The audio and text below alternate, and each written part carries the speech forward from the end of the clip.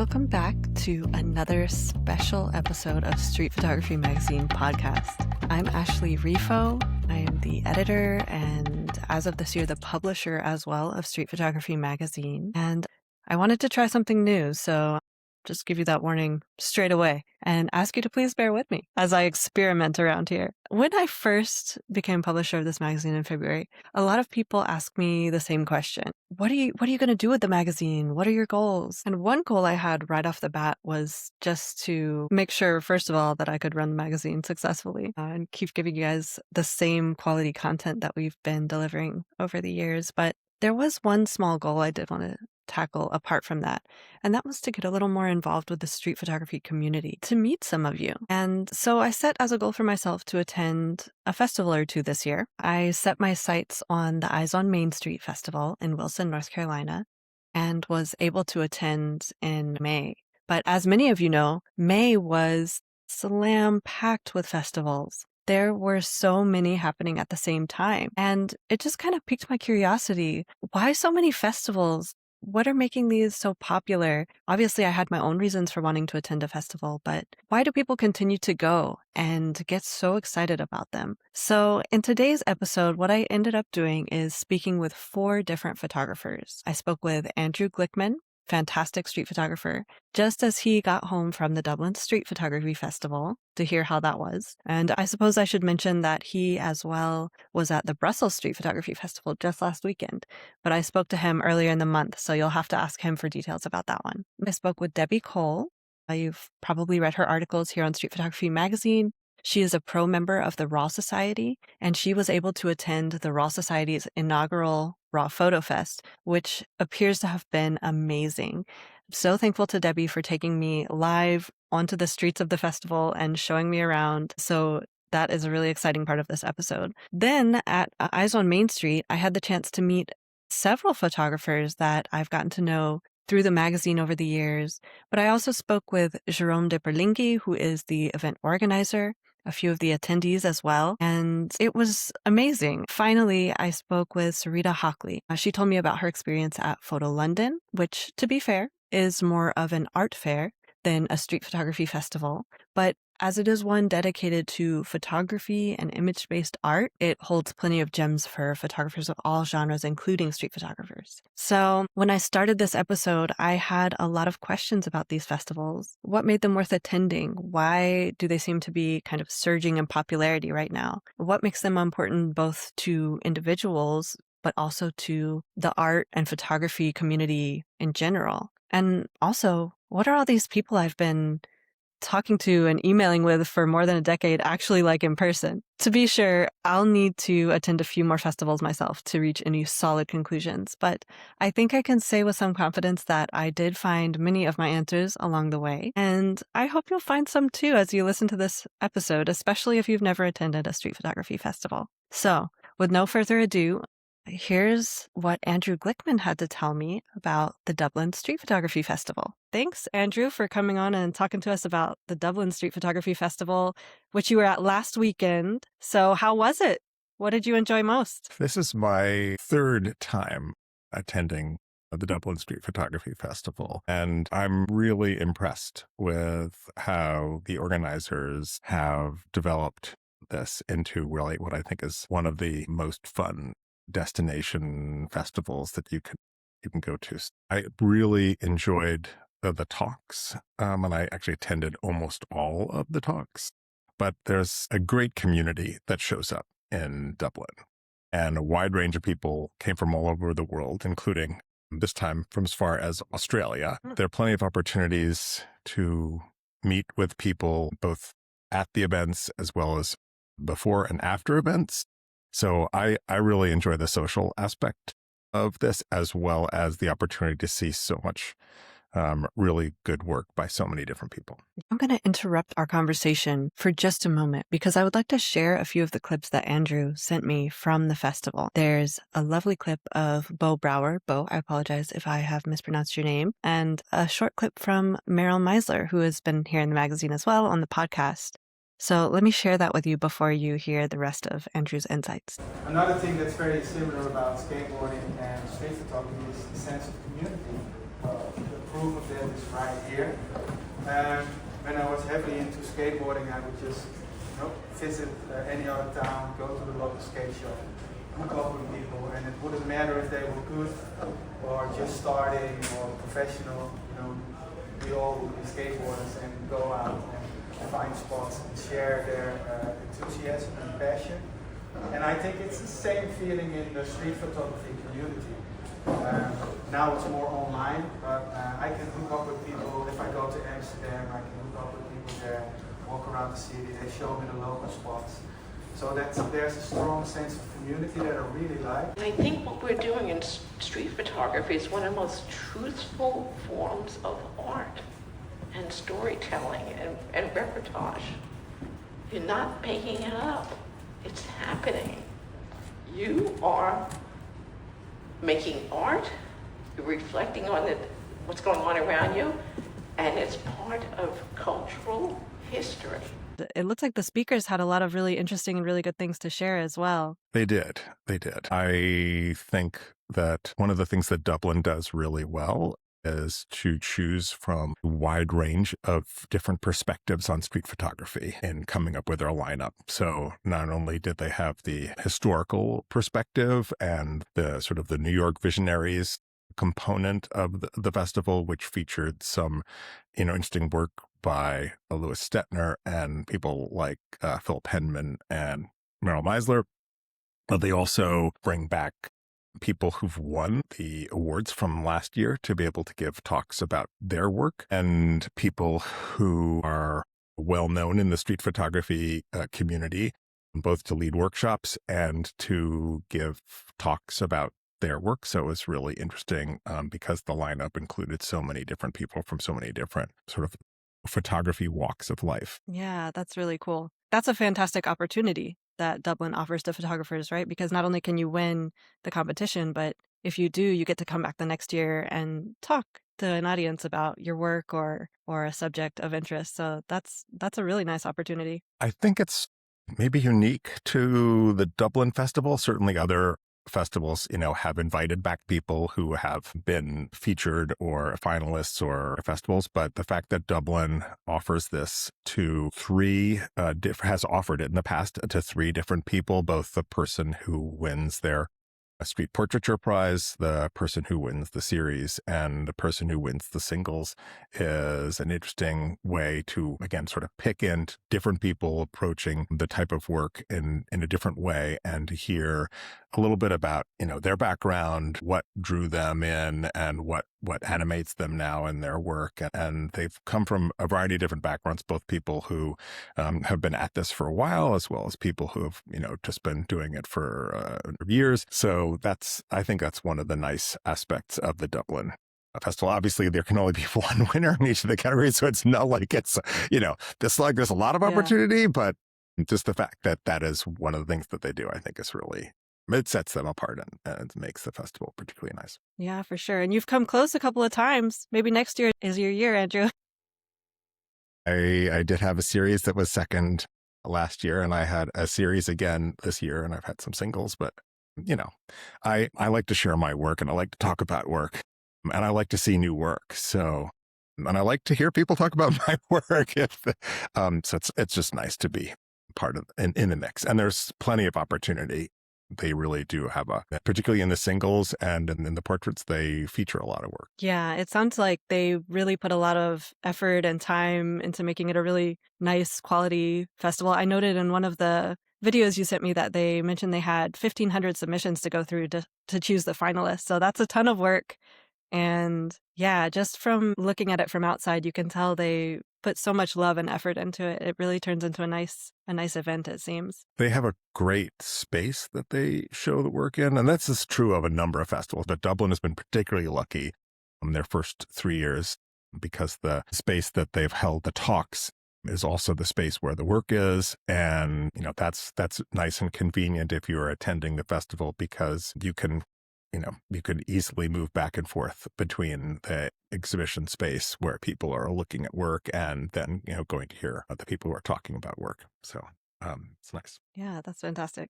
So any exciting or funny anecdotes from your time in Dublin this year? One of the things that was fun was that Dublin organizers arranged for some press for the festival. And as part of what they were able to do, Meryl Meisler was on the local Ireland television channel. And I was actually at my hotel when that was going on. And it turns out there were a couple people who were there with Meryl that I didn't know, but who had come down to the hotel lobby also to watch Meryl on television because they were having trouble finding the television channel in their hotel rooms. And so she goes on the interview, and then we have some trouble fumbling with volume, figuring out, getting some help from the hotel staff. And as it turns out, Meryl's wife is one of the people who's with me and a couple of other photographers at that moment in the lobby, trying to enjoy this moment while she's on, national television in Ireland, being interviewed on a show that's like a Today show kind of in the United States. Wow. You could tell that she was really enjoying the moment on TV and being interviewed. And it was actually very thrilling for her friends and her wife in particular to be able to see that and enjoy that, not only just, instead of just in their hotel rooms, but with an audience of other people who were equally as thrilled about the fact that street photography is on national television. So that's so exciting. I saw that she posted something about it, but I didn't see the clip or anything. But she's so charming and just kind and warm. She brought a number of friends and family to this. I think it may have been about a dozen people. So she was not just coming, to Dublin to give a talk, but she was coming to Dublin with friends to have a really good time. And that was pretty evident from just how she handled herself. She was so approachable. People were really enjoying being able to just, kind of go over, hang out, talk to her. So I spoke to Debbie Cole last weekend about the Royal Society Festival, and she said that something she loved about it was the camaraderie and just the feeling of being with like-minded people. Did you feel that way at Dublin? Do you always feel that way at festivals? So that's a great point. That's a great comment, because street photography festivals definitely have a different feeling than other types of photography events. I have gone to some big photo events, some big commercial events like the ones they have, say, in New York City. Some of them have been held at the Javits Center. And I've also gone to art fairs where photography is either the focus, like I went once to Paris Photo, or other art fairs where photography is just a component. And it definitely is very different in terms of the social atmosphere at a street photography festival. And I think it's a really good thing for the community, because from my perspective, these festivals, like the one in Dublin, it's really easy to both to introduce yourself to new work as well as to meet the people who are there, many people who are finalists, go to the festival, not just people who are local, but people who are from Europe or from the United States primarily, but also people from Asia and South America come in as well too. You can meet a lot of people who you only follow, on Instagram or on another platform, and really get a chance to, sit down with them and have a drink. There were a couple people who asked me, to go get a cup of coffee or to get a sandwich. And there are places that are located in a short walk from where the Dublin Festival is that made it really easy to do that. And you can actually take photographs while you're on your way to getting a cup of coffee as a street photographer. You just never know what might happen. And so I had a really nice time hanging out with a number of different people who I had never met before, who were, came over to me and we were chatting, and we just decided to go out for a drink or a coffee. I mean, in Dublin, of course, there's plenty of beer to go around. Yeah, no, that's awesome. I can definitely relate to what you're saying about, when you look at even websites or calls for entry or things, even festival schedules, especially for the larger ones that are like art fairs versus a street photography festival, the feeling is different. It can feel intimidating almost, I think, whereas street photography has amazing work, but it always kind of feels down to earth. And maybe that's because it's not highly commercialized at this point in time. But yeah, I think it's something lovable about street photography. It's definitely down to earth. I mean, that's a nice way of putting it. Most of the people who go to these festivals are there because it's just something that they're so passionate about. If they're not necessarily there because they're, you know, well, okay, there's some people who are there who've decided to take workshops because they're interested in trying to explore a facet of street photography that they don't know, like say, flash photography, or they want to try to build on their skill sets. They want to work with a specific photographer whose work they really admire. And then there are people who are there just because this is the type of work that they love to be around, right? The type of imagery, the type of the types of things that street photographers think about in terms of enjoying the moment, right? Or enjoying the ambiguity of the moment and being part of conversations with people, whether you know them on Instagram or you just met them earlier that morning, is a nice way to, experience both a festival as well as experience what life is like a bit in a city that maybe you've been to before, or maybe it's something new. So Dublin is definitely a fun town to walk around in. Yeah, I could tell you've been there for all of the Dublin festivals, so it must have made an impression on you. The first year was particularly impressed. I didn't get to know too many people at that moment in time, but I did get a chance to meet both Paul and Des, and I thought that they had done a really good job organizing. I think organizing these things is a bit of a thankless task just because so much can go wrong and there's so many different components that you have to be juggling in order to make things go smoothly, and they have done a good job with that. It's, you sort of keeping all the buses running on time, or the trains running on time, and also thinking about the broader community and what are the types of things that people are interested in seeing. So, there are, because the structure of the festival includes portraits, sort of, some posed street photography versus the singles, which are sort of unposed, and the overlap between documentary photography versus street photography is something that Dublin handles really well. Amazing. Well, I think you're right. I think it is kind of a thankless job. So we can say publicly here, thank you, Paul and Des, for organizing such a wonderful festival. They really do.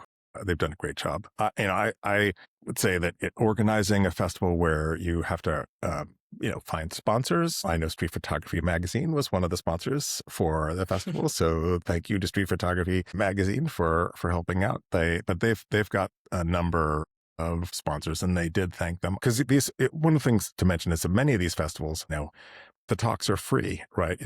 At least at Dublin, there's no admission charge. And I think it's a difficult thing because, obviously getting the space and bringing in people from around the world, there are lots of costs involved. And so figuring out, how to do that and how to do it in a way that you can both have the community in and for people to feel supported is a difficult balancing act. And I think Dublin has done a nice job of that.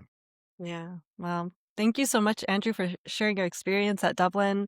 And we have learned that you are a festival frequenter, so we might be talking to you again. I feel very lucky that I've been able to go to as many street photography festivals. So the way I think about it is that I spent a large portion of my life doing my photography on my own with not a whole lot of contact with other photographers. But the street photography community is my people. And so I am at the point in time where I'm thinking to myself, I would like to get to know some people who are as enthusiastic about photography and street photography as I am, because I think we'd enjoy spending time together.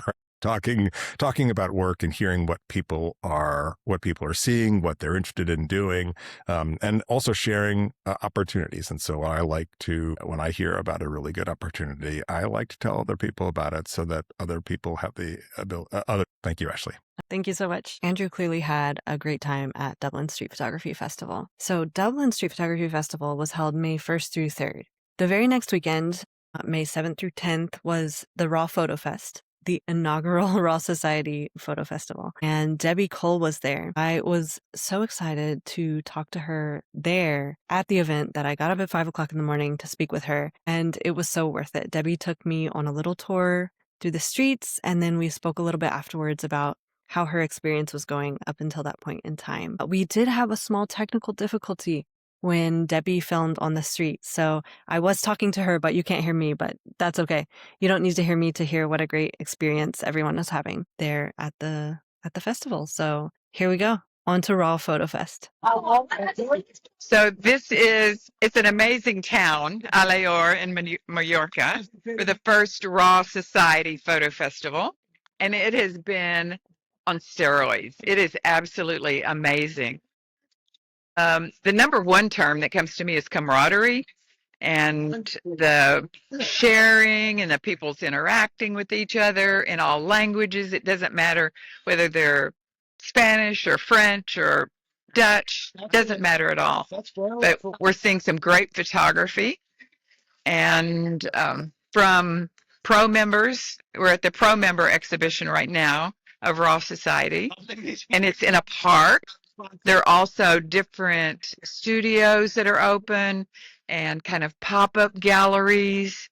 It is just everywhere and just soaking it all in. It's amazing. I want to bring everybody along.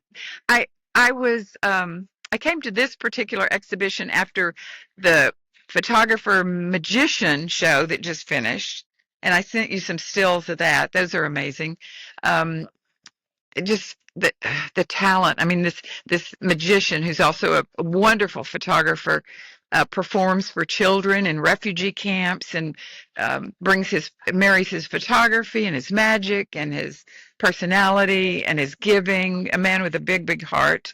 So anyway, there's something here for everybody. And what I was going to say is, after I came out of the magic show, I happened upon this exhibition, which is the pro member exhibition of the Raw Society, and I happened upon the photographer who actually did this particular piece, and he's here. Yeah, we're just sitting here looking at it. It's amazing to see your photograph that big. I don't think I've ever had, a print that big, and also to see it in public, to see other people, all these other photos all over the world. The reaction to, yeah. The other thing too is, I know about more than half of these people, right? And so I look over there, and there's a photograph by Carlos, and I know it's Carlos's photograph because of the way he uses silhouettes. Carlos who? What's his last name? Carlos Antonio. Nisi. Okay. Norsi? I don't know how to pronounce Italian. It's actually he's from Argentina. Argentina. It's an Italian name, but he's from Argentina. But the fact that people are from different countries absolutely does not matter. No. I mean, it's people. Yes, just to be conversational. People say, "Where are you from?" But people are from one place. They live in another place. They photograph all over the world, and there are photographers here that are world famous, that everybody's just in a collaborative mode. We're all photographers today, this weekend. So it's a big brotherhood, sisterhood.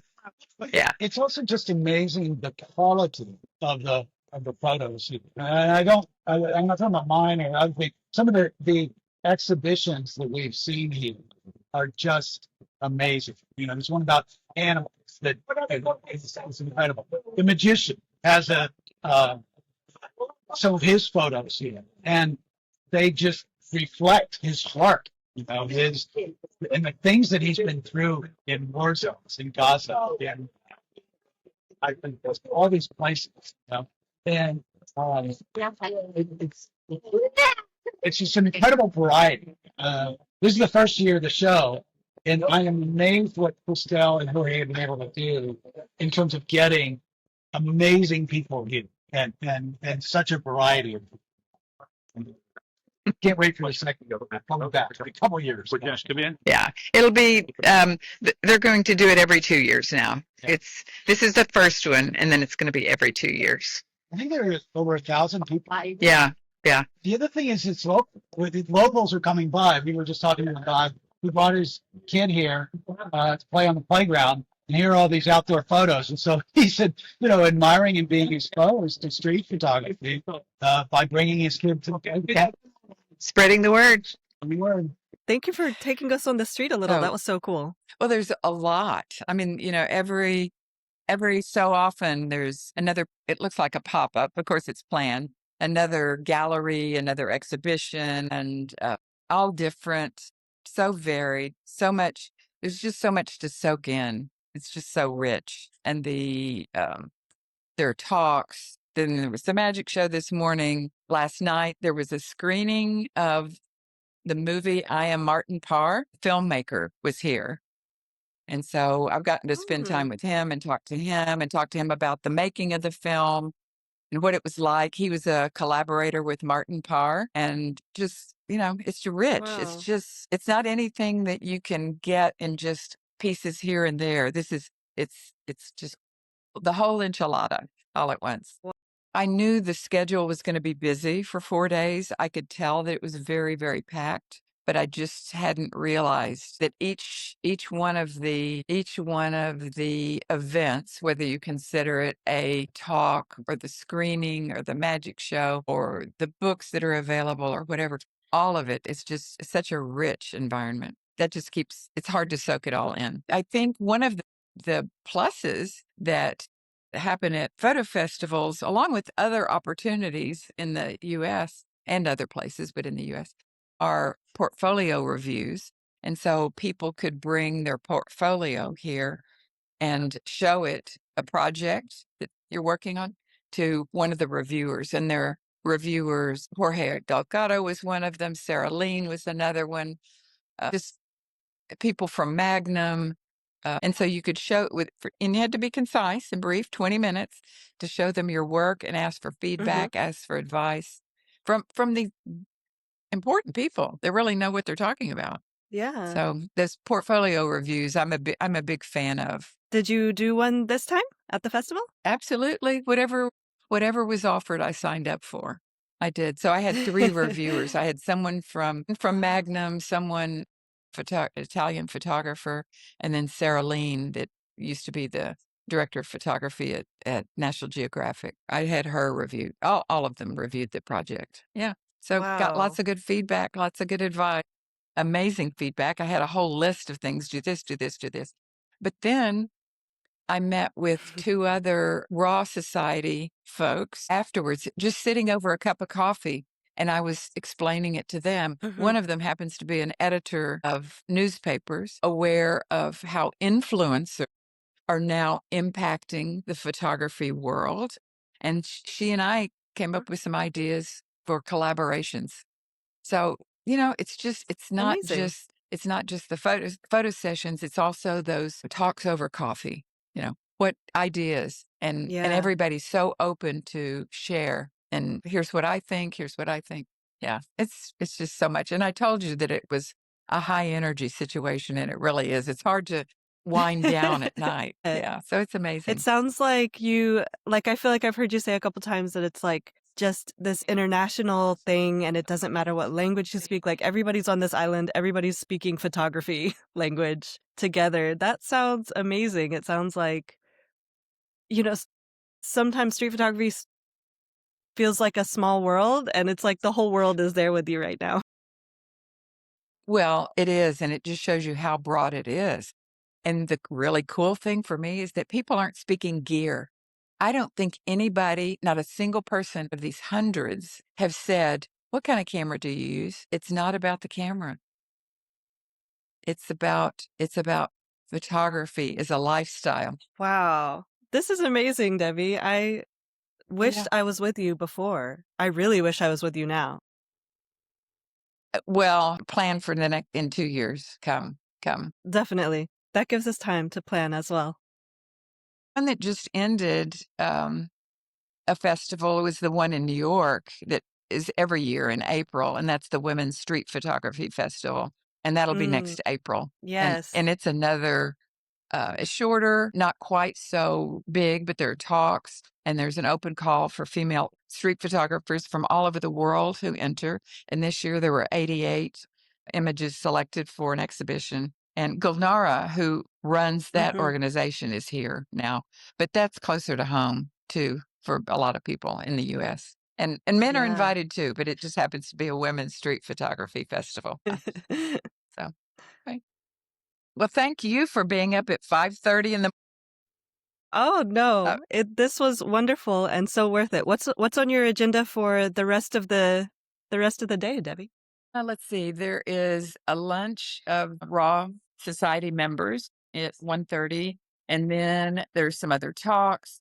There are more exhibitions to get to. I haven't seen. There's a Cuban entourage here, and I have not seen the Cuban photographers work. So that, and then there's also, well, there's always food involved. There's a dinner tonight, but there's they have different exhibition openings throughout the day, and there are more talks. So I'll be back at the hotel about 10 o'clock tonight.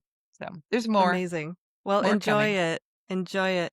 And maybe we'll Thank talk you. again after the festival wraps up and get some more highlights from you. Sounds good. By now, you've probably read some feedback from people who attended the Raw Photo Fest, and clearly it was a really special experience. So definitely looking forward to see what they'll have planned for 2 years from now. So next, it was my turn to attend a festival. We packed up our bags and drove up I-95 to Wilson, North Carolina, and it was so wonderful. Some of the main things I loved about it were it was a smaller festival, but that meant that you could speak to everyone who was there. It was also pretty impactful for me to ride into a small town in North Carolina and see giant wall-sized street photos, many by people who I've long admired, there on the walls. It was amazing. I also got to meet several photographers in person who I've corresponded with or spoken with through email. Just to mention a few, France Leclerc, there was Brad Jones, Eric Davidov, Paul Murray of the Dublin Street Photography Festival as well. So very exciting to meet everyone. And besides meeting them, I loved just observing everyone at work because it's a small town. So as you walked down the street to go to a talk or to get lunch or anything like that, I would see, Paul Murray on the corner getting one of his iconic reflection shots in a window. And someone else is walking down the street with their camera at the same time on the other side. So I liked being able to observe not just people on the street, but street photographers on the street and just see them in action. So that was another element to it that I really enjoyed. So I have some video clips to share with you. I recorded a few moments from France Leclerc's presentation, as well as Paul Murray's, and I will share a little bit of that with you. And after that, I got to speak with Jerome De Perlinghi and kind of get an organizer's perspective on what goes into putting together a festival and some of the values that Eyes on Main Street has for their festival. So here we go. My current mantra is that I'm on a journey, and my journey is quite good so far. I'm more interested in the hidden gems and the big glad statements. So this is the photograph that is in exhibition here in Wilson.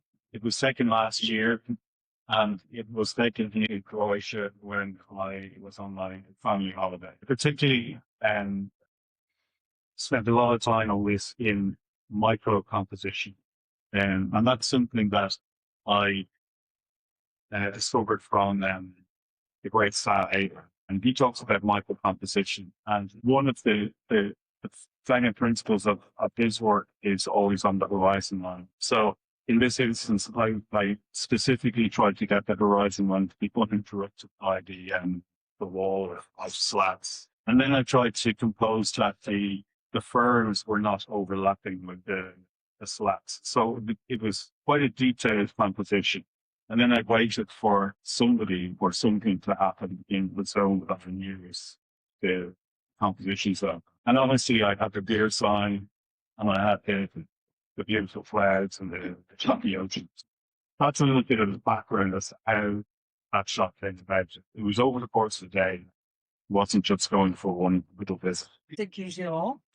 Thank you for inviting me to share my work. And thank you also for doing, you and your team, you Rosa, for doing this fabulous event. And to have this happening every year for the past 12 years shows your dedication to the world of photography, and happy to be here.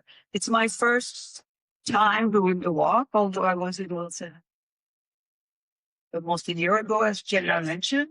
And we were lucky enough to have a show together at the ACP. So I visited the town, but it's the first time I get to see the beautiful walk. Even though my images were on the walls in previous years, I didn't get to come and see it. And now I have immense regret because it's quite a thing to see it at that scale. It's just sort of special that we don't get to do anywhere else. So meaning we love Thomas Roof, but we love everyone. We have every year a couple of people who just graduated from high school, or we have people who do photography a little more for pastime. So for us, it's the 100 that matters. But of course, I'm happy to present you a Thomas Roof here because you cannot see a Thomas Roof every day. Thank you.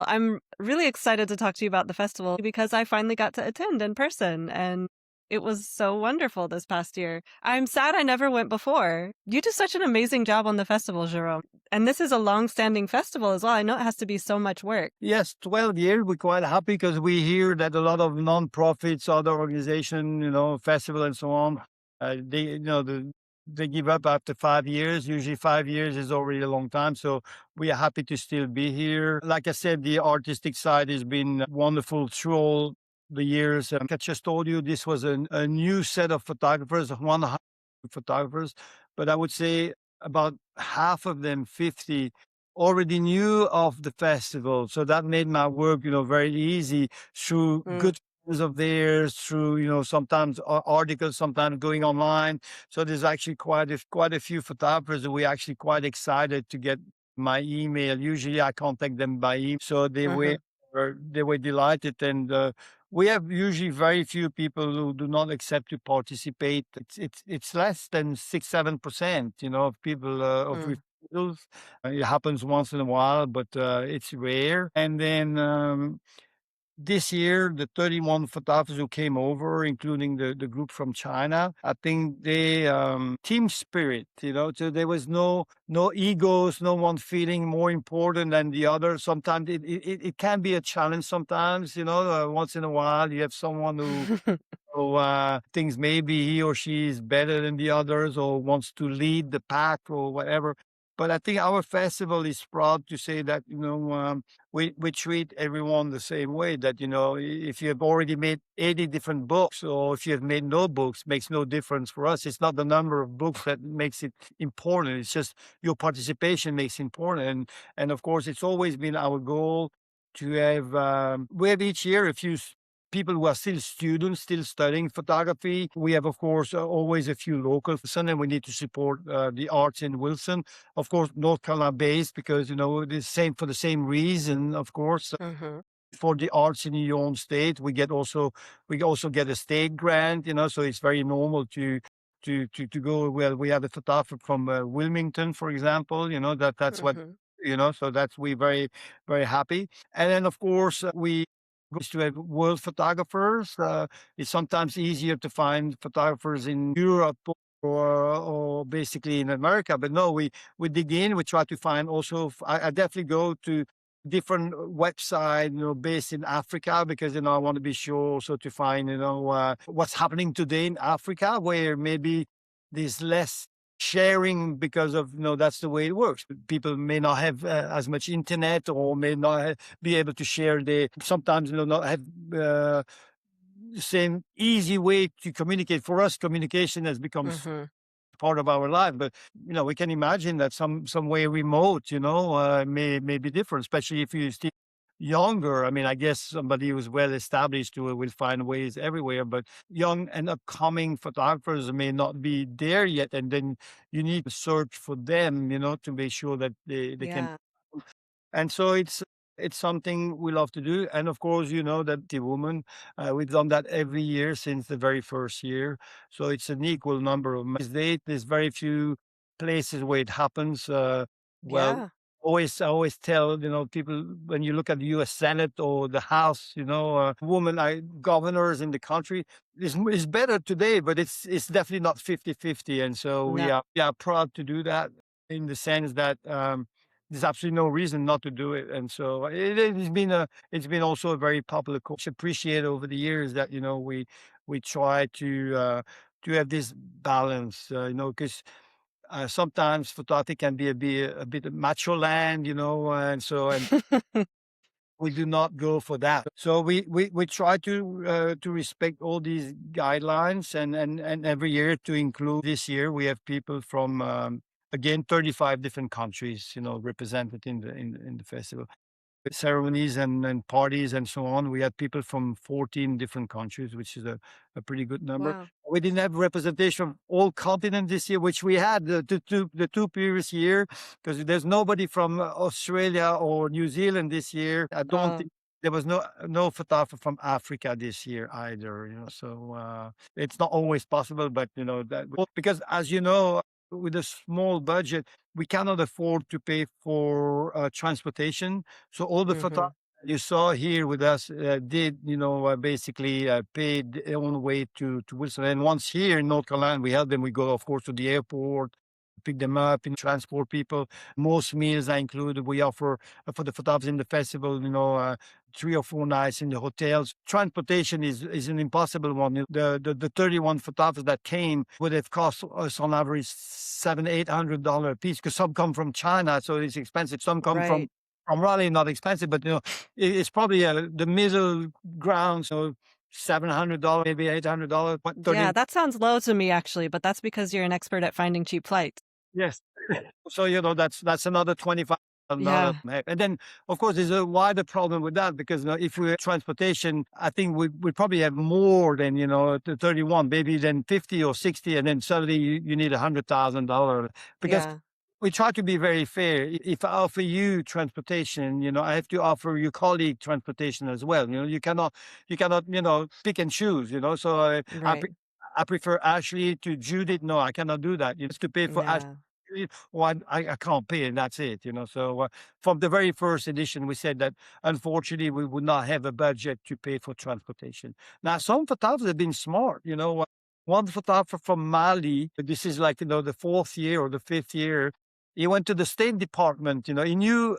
So he's from Mali, so he knew some people working at the embassy, at the American embassy in Mali. He had actually been once before to the United States, and he managed to have a grant from the State Department. They paid for his fare, so he was a participating artist, and they paid for his fare in the festival, and so that was actually beautiful. And we had the logo on the, you saw that we have a sheet with logos and so on. So there's a board. We had the State Department logo. It was very chic, right? Because we sent them, can we use the logo as a sponsor? They were very happy to do that. Yeah. We had the logo from the State Department on the logo sheet, so that was actually quite good. And so we encourage people to apply for grants. If you tell me, the emergency has asked me, could you write a letter for me? Of course, I always do that. I explain the situation. Ashley would be participating in the festival, this and this. I give information, and then I'll send you the letter. And if you manage to get a grant from any embassies or other program, that's fantastic. No, I feel like you've reached a lot of those goals so well. Like that one thing I noticed right off at the festival this past year is that it didn't feel like there was over here is the big dogs and over here is the little guys. I loved the size of it. I loved that you could have time to talk to everyone there almost. And, the guests who came to speak, Barbara Alper, who's a longtime, New York Times photographer. It was easy to go up and converse with her. It felt very natural. Like, I loved that about the festival, that there wasn't any velvet rope you couldn't cross. So I really enjoyed that aspect of it. And also the hospitality that you all showed to all the guests coming in, participating or not, was really wonderful. Like you could feel that when you came to the festival as well, which I thought was, number one, just so kind and generous. But also I felt it was so fitting for a festival that helps keep a small town alive in some ways. I'm really happy you sharing with me those those thoughts, because of course it's always one of our goals. You said to be included, feel well, feel comfortable, and feel happy. And then we want everybody also to be able to approach any other photographer. And so it's like, family spirit as you want. We become suddenly we individual photographers become part of a family. And in the family, you have good relation. Well, in most families, you have good relations.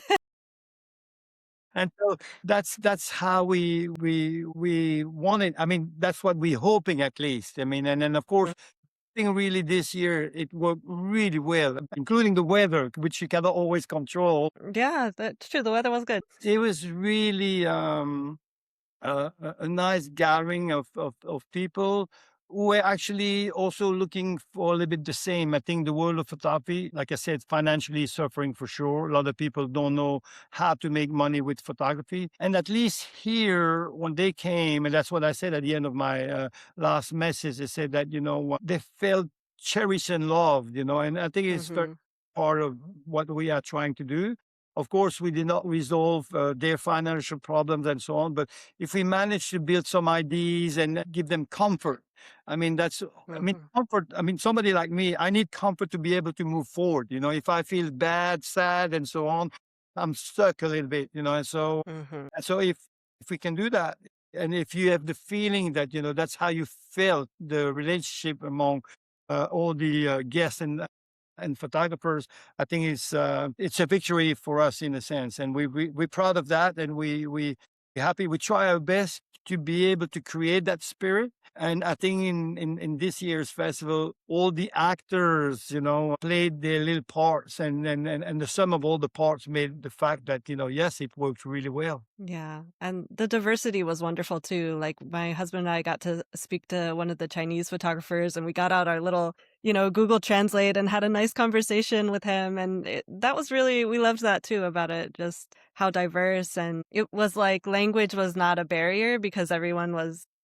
speaking photography. And really, what I'm hoping now, of course, is that, and social media has been very alive. A lot of people, especially Instagram, has been very, very alive. There's been lots of posts and so on. And I hope that, to come back to my own, is that the people in charge of the grants and so on realize they have to understand how well this all works and how much the city stands to win from keeping us alive and having these artistic events, year after year.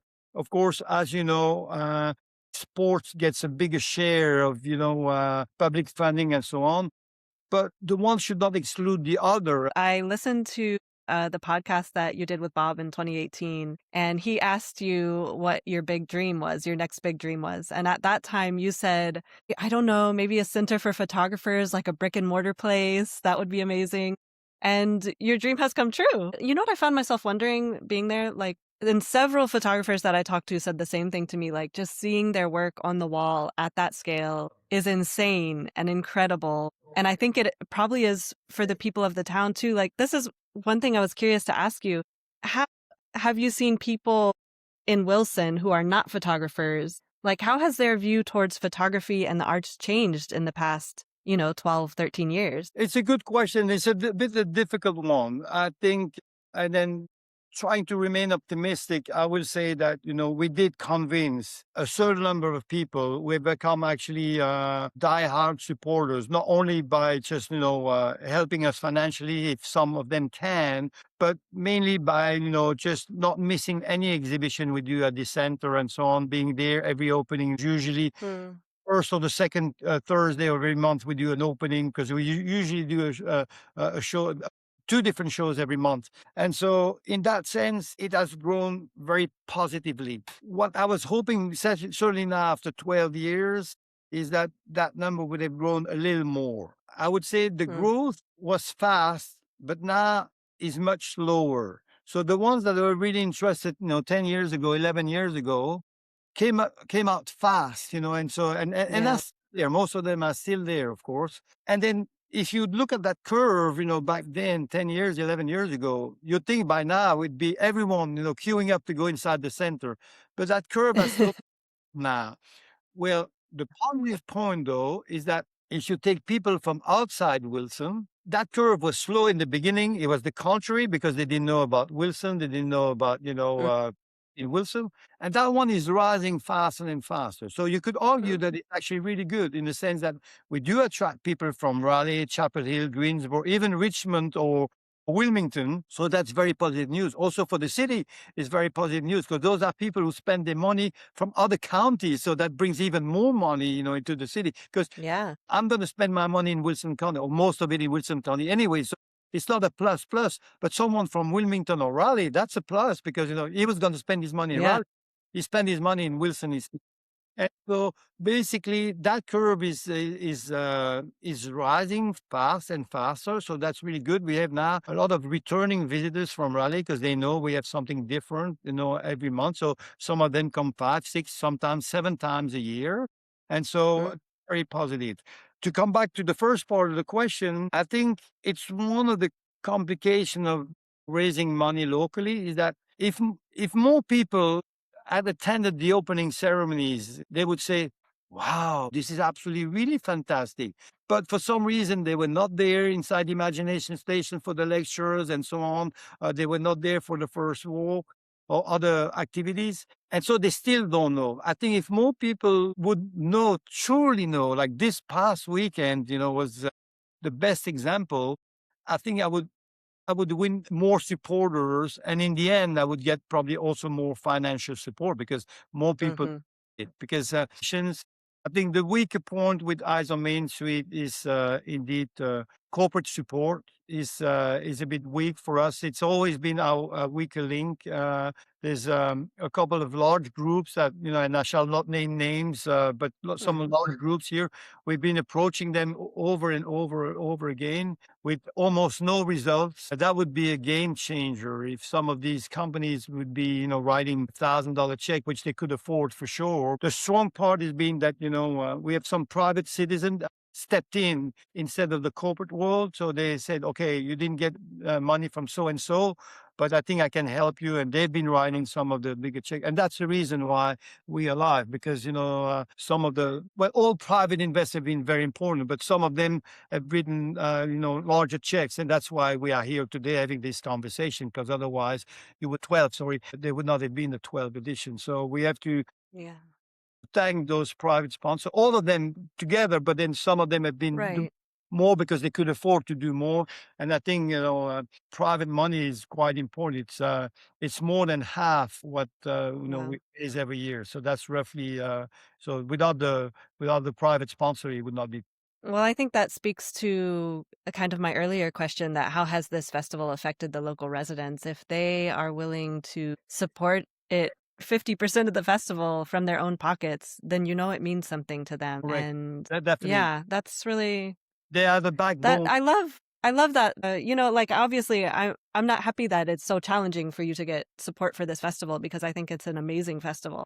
But to hear that just individuals have loved it so much and loved it being a part of their community so much that they've stepped forward to fill in the gaps for you and for the festival, that I think that's really amazing. And yeah, that's really a gift, a nice gift. Yeah, very important, very important. We really cherish our sponsors and like you said, 50% is a great number. Yeah. And it was really cool to see at the festival how, your sponsors can sponsor an image on the wall and be there at the walk and get to know the artist. There's so many aspects of the festival that I really enjoyed seeing everyone's enthusiasm who was present. And not all of them were photographers, which I thought was amazing. So. Yeah. It's also my childhood friend, Francois from Belgium, yes. Been friends for 57 years. So a lot of people have been joking with him about it. So 57 years, you managed to survive, Jerome, for 57 years. The fun stories attached to it, So it was great. It's his third visit here. It's his third opening of Eyes on Main Street. So I was very happy he was here. Yes. That was so nice. I did get to chat with him a little bit on the street and see him taking some pictures. So that's so special. I didn't know you had known him for that long. In since third grade of the primary school. So we were 9 years. Yeah. Well, I have to applaud your work with the festival, Jerome. If everything goes well for number 13, I'm really hoping to be there.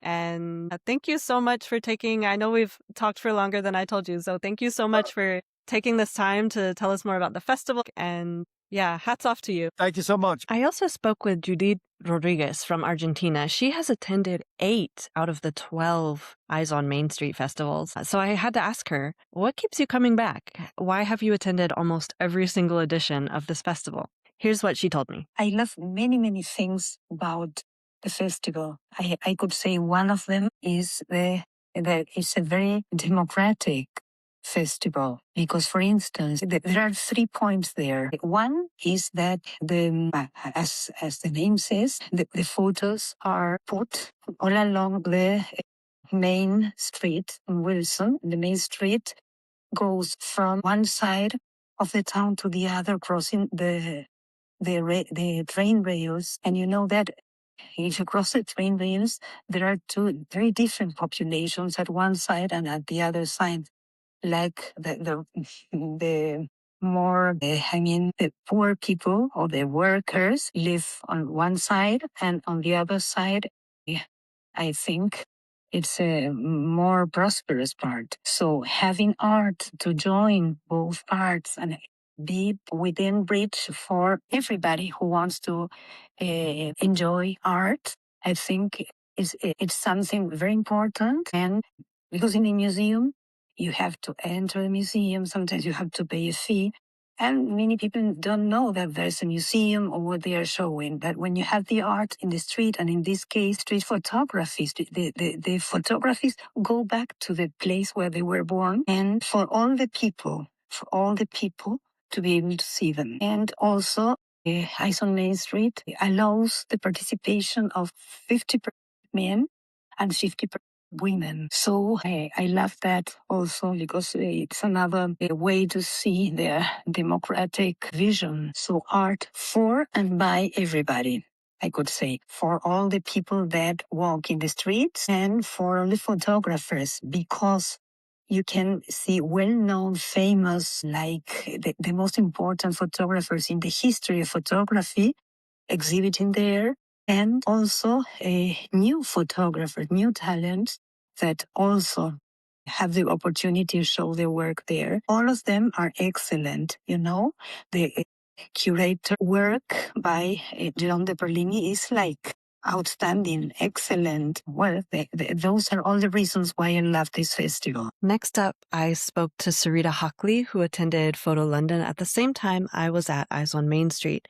But before moving on, I would be remiss if I did not share with you an exclusive interview that I did on the streets of Wilson, North Carolina. It's with a very young person who attended Eyes on Main Street, who happens to be my son. So I got his impressions, and just to give you a little context of what he says, he is 4 years old. So we visited the gallery at ACP in Wilson, and he was looking at the photos and on the walls and asking me questions about them. And, disappointingly, I don't always have all the answers. So what he's taken to doing lately is when I don't have all the answers, he looks for someone who does. And the person he found this time to answer all of his photography-related questions was actually Eric Davidov. So a big thank you to him for being my son's guide in the gallery.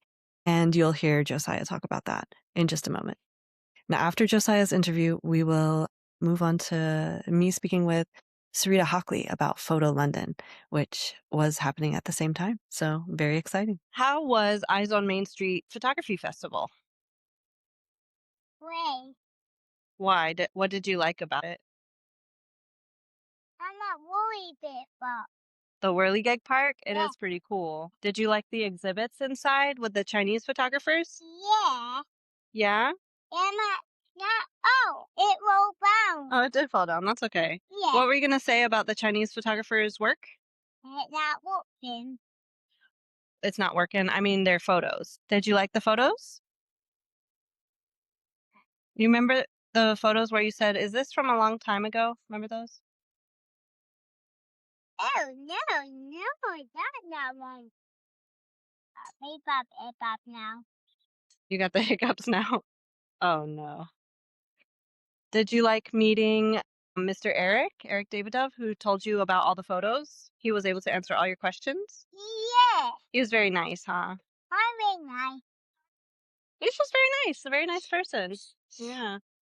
Now let's rip open Bio, Mama. Okay. Anything else you want to say about your trip to Wilson, North Carolina? Huh?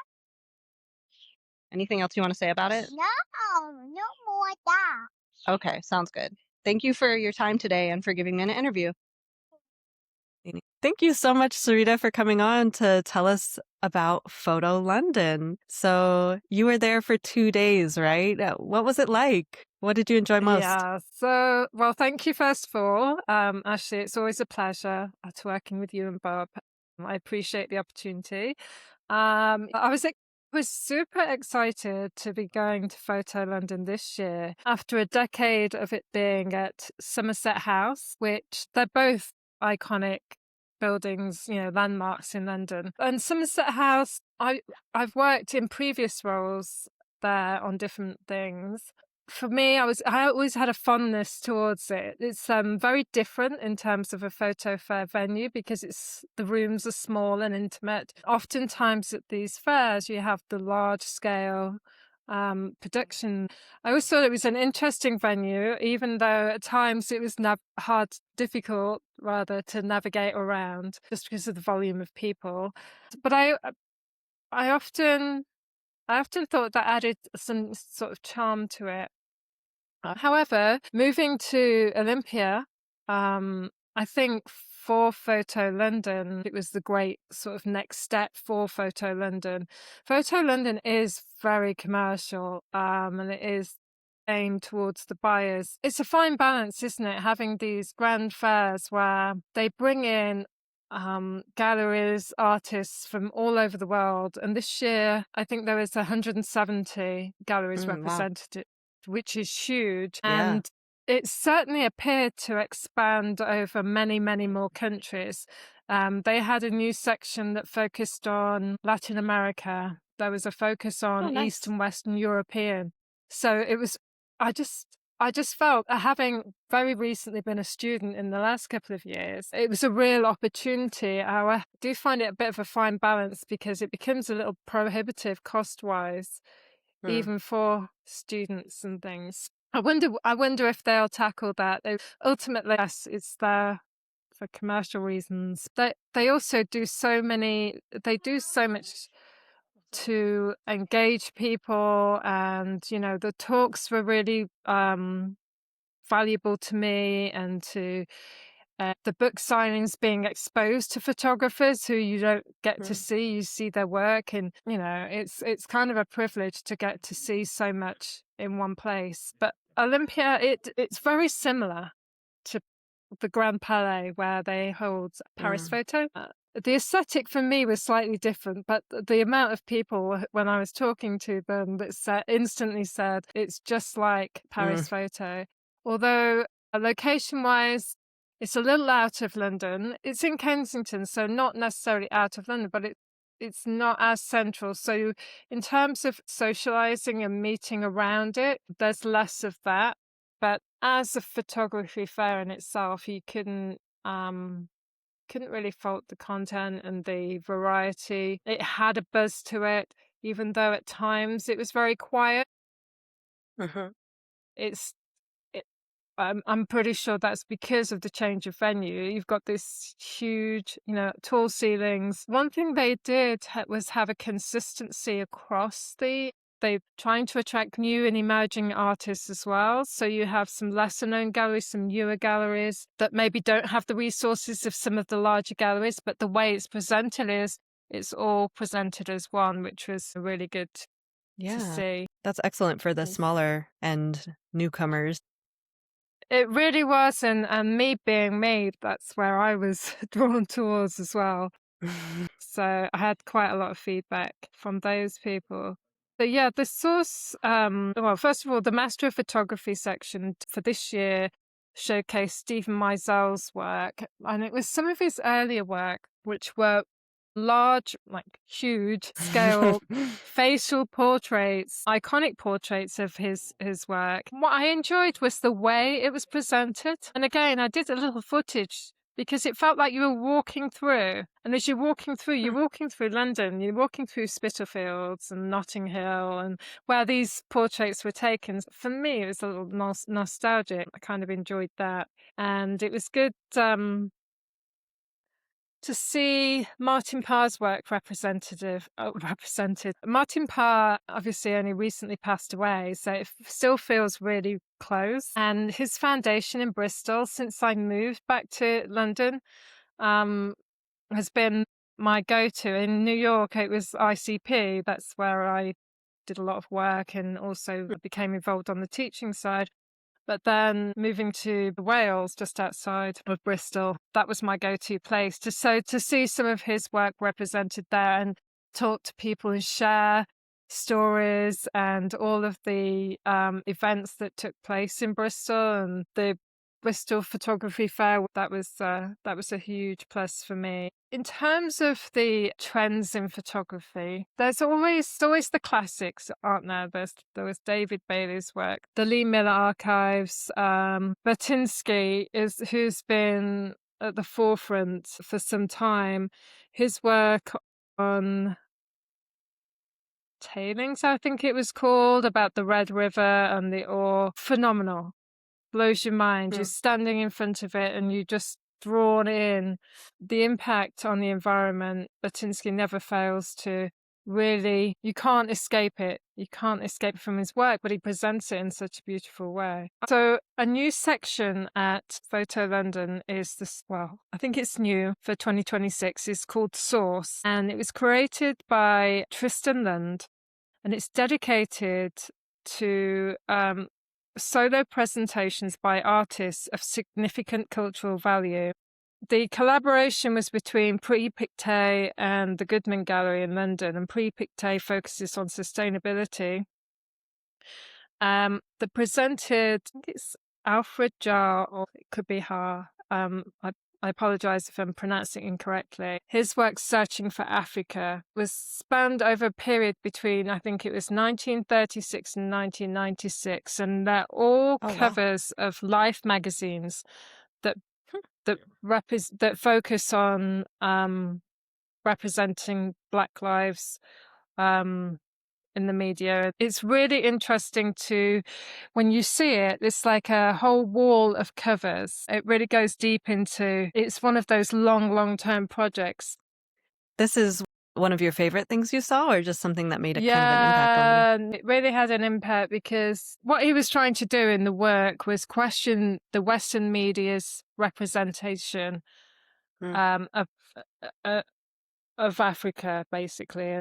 What did it make you think or feel? For me, put decades into building this work, it's really when listening to him as an artist, his passion towards representing what was and what an area that was underrepresented, and how the media portrayed people of color over the years. And it goes back to one of the oldest unfortunate scenarios, but we're seeing divide in society these days, which I don't really want to get into and go off key, but he's just someone that kind of stood up and he with pride and showed who he was and what he represented and wanted to do that for others as well. So it was just quite a powerful body of work. Yeah, it sounds like it. Was there any other events or talks that really stood out to you that you enjoyed? One thing that Photo London does very well is they have an ongoing schedule of talks throughout the day that anyone can, be invited to and go within. Photo Inc. had a couple of artists they were representing, and one in particular really struck me. It was based on twins, and it was a whole body of work by an artist, Kataki Chef. It was called Twin Spotting, and basically this artist married a man from India whose last name is Patel. And in India, in England, there's many people with the name Patel, and they moved to the UK and found that there were 30,000 people registered as living in the UK. And in that, she just kept coming across like twins in her local. She came across some twins in her local community, so she decided to just use that as a thread of her project. And she created this huge body of work, and it was twins named Patel in the UK and in India, which on the face of it that's just a very simple idea. But what she focuses on is the nuances of twins and the similarities and the differences and the faded features. It was all about the features and also, going into more depth into their feelings of being twins. But I just thought it was a really interesting project, and the way she portrayed it. Yeah, it that's brought nice. to mind It's kind sort of, yeah, like twins come up so often in, I can think of a few photographers who have projects with twins, but that's nice to see like a fresh take on it. It is. Reminded me of Diane Arbus, famously her work on twins, and then Harvey Stein with Yeah. his book, A Look at Twins. So it's kind of interesting, just a fun piece of work. One of my favorite street photographers I didn't get to speak to him, but I saw him, and it was refreshing to see. You hold people up in, you look up to other photographers. So Richard Brown was there, Joel Meyerowitz. Love his cinematic everyday street scenes, and I think they've played a part in influencing my work just as much as some of the more traditional photographers. So it's good to see those, and it was a real treat to see Dido Moriyama's vintage work as well. New this year as well. Well, new in terms of a new dedicated area for it was the screening room. Oftentimes, films have been incorporated into Photo London. However, this time they had a dedicated screening room, which meant they could run films continuously. And a lot more artists, it seems, are incorporating video into their work. I'm not going down that route, as you'll see when you receive my videos, but it did make me smile. It's like, that's not my area of expertise, but a lot of artists are doing that, and it's kind of, again, it's multi-layered work, isn't it, that's coming through. Right. And even if you don't become a cinematographer, I think as a street photographer or any kind of photographer, there's lessons to be learned from good cinema. So yeah, it all kind of relates. And it's fun. It's also a fun element to it. Yeah. And you never know. I did a little of it in a project I was working on in the landscape. I didn't actually use it within what I was doing, but it's the journey that leads you to the end result. Through doing that, it gave me another perspective. So I do think it all feeds in to what we do. So I have a question for you, Sureita. I've spoken to several people for this episode. I went to Eyes on Main, and there was a photographer from Dublin Street Photography Festival. Debbie Cole was at the Raw Photo Fest, which were all really focused on street photography and the street photographer, and obviously smaller as well. What do you think? And you've been to plenty of festivals, not just Photo London. So what do you think is a good reason for a street photographer to attend something like Photo London, which is kind of outside the sphere of just a festival, and now it's like a giant art fair? Are there benefits? What makes it just as good as, feeling the camaraderie that comes with being at a little festival full of street photographers? What do you think? I think there's benefits to it all. I really do. Photo fairs like Photo London, Paris Photo, and there used to be a huge one in New York. I know there's AI Pad as well, and there's many more. There's all over the world, and they seem to be increasing. But those larger ones, they can be overwhelming because a lot of the times there's huge scale images that even if you could afford them, they're either going into corporate buildings or commercial buildings or large mansions somewhere. However, what I think the value is looking deep at all of that work. If you can get a day ticket to one of these fairs, it really feeds your creativity. I strongly believe that, and I talk to many people about that. And whether you like the work or not, whether it appeals to you aesthetically, I go the extra mile and I try and understand what the artist's perspective was. What was their intention? For me, photography is about intention and also about the senses. And I've talked about that before at length. It is. My work comes from within, and I don't just go out and with my camera and just take pictures. I feel that. I know by the time I come back at the end of the day, I feel like I've earned my supper.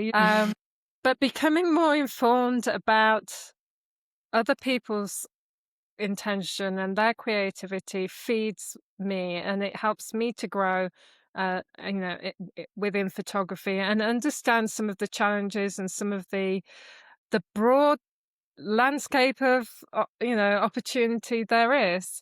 It's hard, isn't it? People can't afford to travel to all of these places, and oftentimes to pay for the tickets. But if you are in a city or you have the opportunity, whether it's a large fair like Photo London or Paris Photo, or if it's some of the new ones coming out of Dublin or Mumbai, or what's my intention when I go to India this year? It ties into an art festival. I'll be there.